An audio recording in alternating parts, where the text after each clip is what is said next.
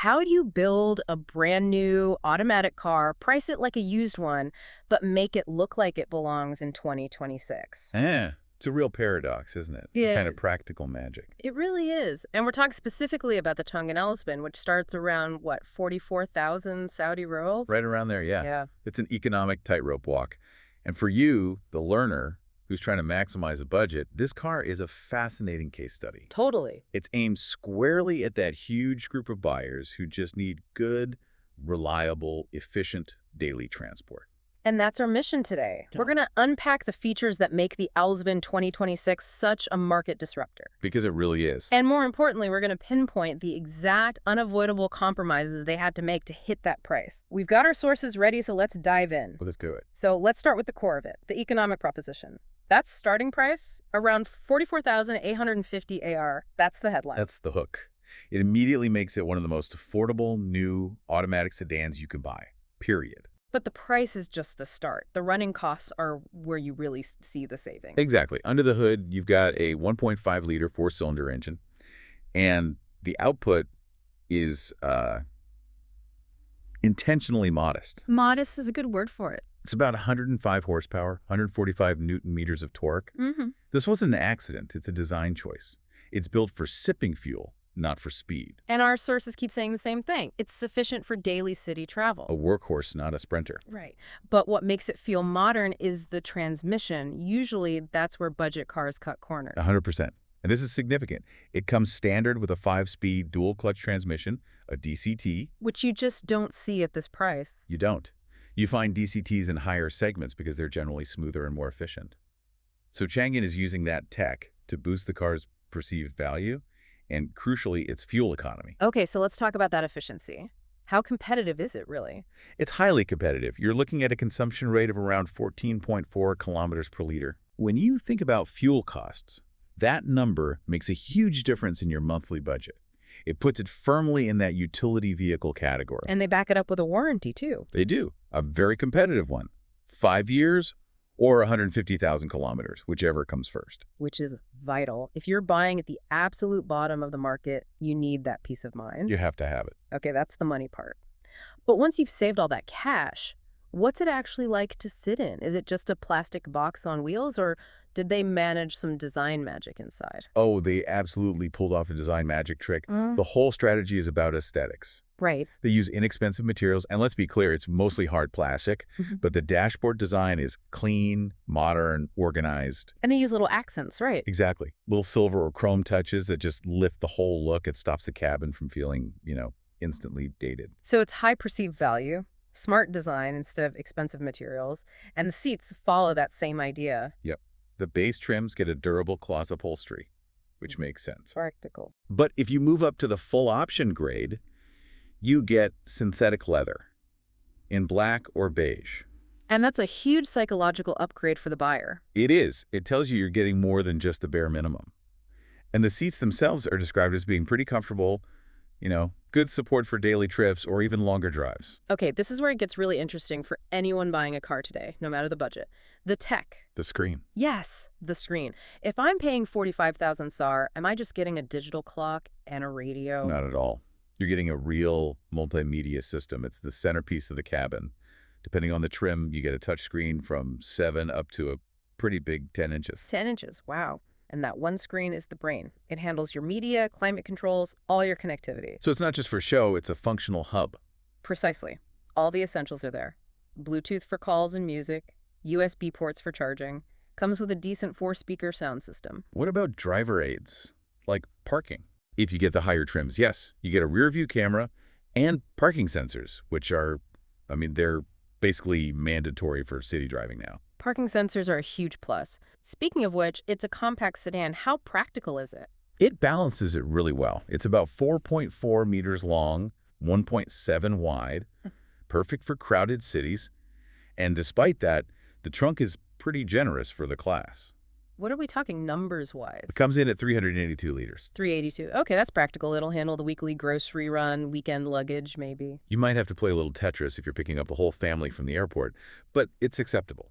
Adequate seems to be the key word for this car. Adequate tech, adequate space, adequate power, and excellent value. So we've set the stage. Changan Alsvin offers this amazing value, great fuel economy. But the laws of economics are undefeated. They are. The pressure just gets shifted somewhere else. And now we have to get into that trade-off zone. This is the heart of the deep dive. Where did Changan save the money to hit that price tag? This is where you, as a buyer, have to go in with your eyes wide open. What are you willing to accept? Our sources are all pointing to 5 main areas of compromise. Let's break them down one by one. This is probably the most important part of our discussion. Okay. Number 1, interior material quality. We touched on this, the hard plastic. Right. It's everywhere, especially on the lower parts of the doors and the center console.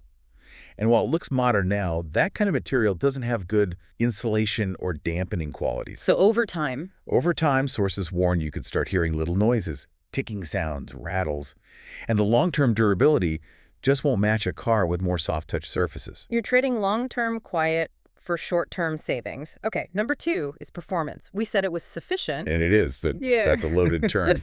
So number 2, performance and acceleration. Right. That 105 horsepower means acceleration is, well, it's sluggish. 0 to 100 kilometers per hour takes about 11 to 12 seconds. And that's a long time if you're trying to merge onto a busy highway. Exactly. For city commuting, fine. But if you need to overtake quickly or you're climbing a steep hill with a full car, you're going to feel that engine strain. Yeah. It's built for economy, not power. And if you do get up to highway speeds, that brings us right to compromise number 3. Number 3, noise and ride quality. This is another clear area where they saved money. The sound insulation is minimal. So you hear everything. You hear a lot of road noise, wind noise, and the engine drone is very noticeable at high speeds. It's a classic budget sedan weakness. Then there's the rear suspension. The torsion beam. Yep, a simple, reliable, cost-effective setup. But it's not sophisticated. So how does that actually feel for the passengers? Is it a subtle thing, or do you really feel the bumps? You feel it. On uneven roads, big potholes, speed bumps. That torsion beam can send a pretty harsh jolt right into the cabin. It really impacts comfort, especially for anyone in the back seat. It's a direct trade-off. Refinement for cost. Absolutely. Now, what about that DCT we praised earlier, the 5-speed transmission? Is there a catch? Unfortunately, yes. This is number 4, transmission behavior. Okay. DCTs are complex, and the ones engineered for this price point can have little quirks. Users report that it can hesitate slightly, or sometimes you feel a bit of a shudder, especially when you're driving at very low speeds. I have to push back a bit there. DCT sounds great, but if it's shuddering in stop-and-go city traffic, isn't that a potential deal breaker for a commuter? That is the exact trade-off you have to weigh. For someone cruising on open roads, the efficiency is great, but for a pure city driver in heavy traffic, that shudder is a known factor that could get pretty annoying day after day. Right. Okay, last one, and it's a big one. Safety. Number 5, safety limitations. The package is basic, it meets the minimum standards, but that's it. What does that mean in practice?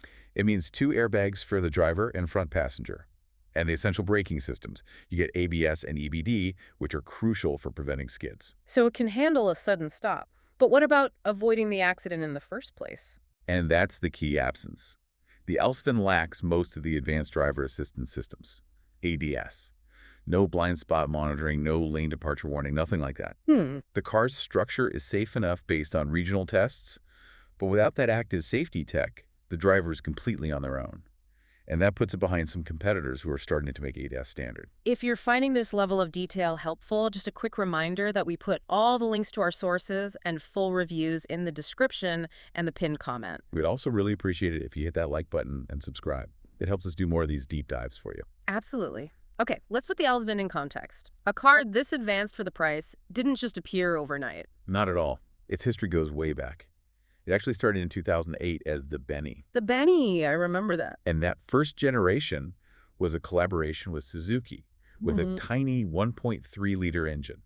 It's gone through 3 generations to get to where it is now. The evolution really shows how quickly the Chinese auto industry has advanced. It's a tough market, though. How does the Alsvin stack up against its biggest rivals right now? It has 3 major challenges. First, the old guard. The Nissan Sunny 2026. The benchmark for reliability? Exactly. Simplicity, reliability, low maintenance. And its biggest advantage is space. It has a much larger trunk, a massive 490 liters. That's over 100 liters more than the Alsvin. That's a huge difference if cargo is your top priority. It is. So if you need maximum space and proven simplicity, the Sunny is still the one to beat. Okay, who's its direct Chinese rival? And that would be the Chery Rizzo 5 2026. This car is a huge challenger. I've heard a lot about that one. It actually beats the Alsvin on paper in a couple of key areas. A bit more power, 113 horsepower, and even better fuel economy, around 18.2 kilometers per liter. Wow.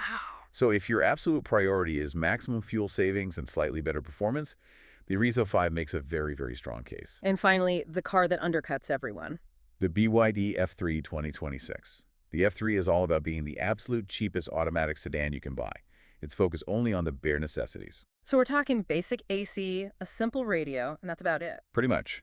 The F3 is pure transportation. When you compare it, the Alsvin with its 10-inch screen and optional synthetic leather actually feels like a luxury car. So when our sources crunch all the numbers, the features, the 5 big compromises, what's the final predicted rating for the Alsvin? The predicted score is an 8.0 out of 10.